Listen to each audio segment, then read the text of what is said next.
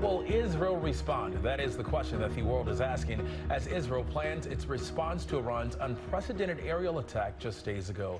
Iran's attack coming after an Israeli strike in Syria, which killed a top Iranian commander. The White House saying the U.S. will issue new sanctions against Iran in the coming days. Joining us now is Colorado Congressman and member of the House Intelligence and Foreign Affairs Committees, Representative Jason Crow. Thanks so much for being with us. Good to see you. Good to see you, too. Thanks for having me on. So with the growing concern of wider conflicts in that region, what do you think the U.S.'s role should be there? Well, we have several important roles. The first priority always is to protect Americans and American facilities and our service members. That is our primary responsibility and our duty, and that's exactly what the Biden administration is doing. They did that extremely successfully on Saturday during the attacks, thwarting essentially the entire attack coming from Iran. The second responsibility is to defend our ally Israel and make sure that they're protected as well. And there's a lot of U.S. citizens, a lot of Americans who live in Israel, so both of those priorities overlap. And then the third is to prevent de-escalation. We don't want a broader Middle East war. We have to prevent that. That doesn't serve anybody's interest. So how do we figure out how to de-escalate this? What are the off-ramps available is a really important question here. House Speaker Johnson has announced his plan to break up the Senate-passed foreign aid bill, and he wants to break it up into four individual bills. And he wants, of course, to allow separate votes on aid for Ukraine, Israel, and Taiwan. What's your thought on his plan?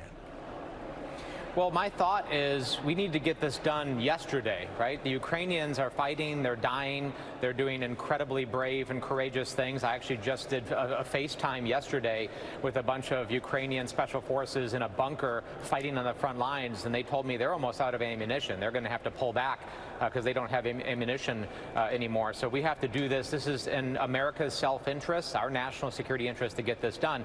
So we have to get it done. I think Johnson's major mistake here is that he continues to try to appease extremists, legislative extremists. There's a group of people in Congress right now who don't want to govern. They don't want to legislate. They say as much. They just want to perform, political theater. They want likes on Twitter. They just want people's attention. Stop trying to appease these folks and just do the right thing. Just put a bipartisan bill forward that has a lot of support, and let's get this done. Let's talk a little bit more about Ukraine, because you've said about the U.S. aid to Ukraine, this is not charity, and we heard you just say there that this was in our best interest for security. Explain that thinking.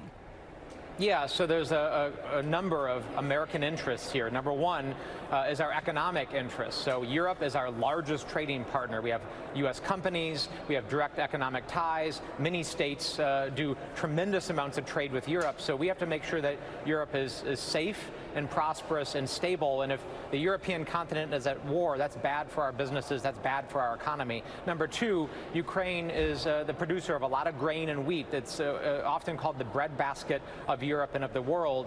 So making sure that food supplies are secure and food prices stay low is really important.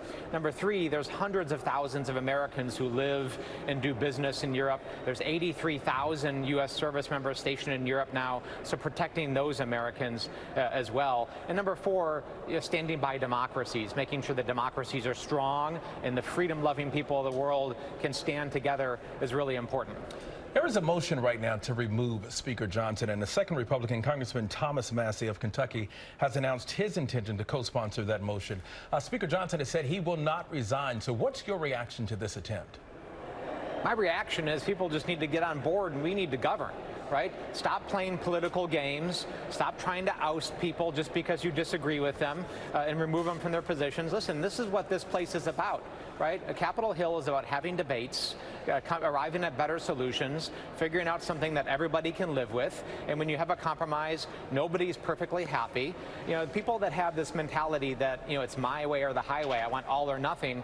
But when you have that mentality, guess what? You get nothing, right? And the American people deserve better than that. We deserve collaboration. We deserve people who are interested in having real debates to move policy forward.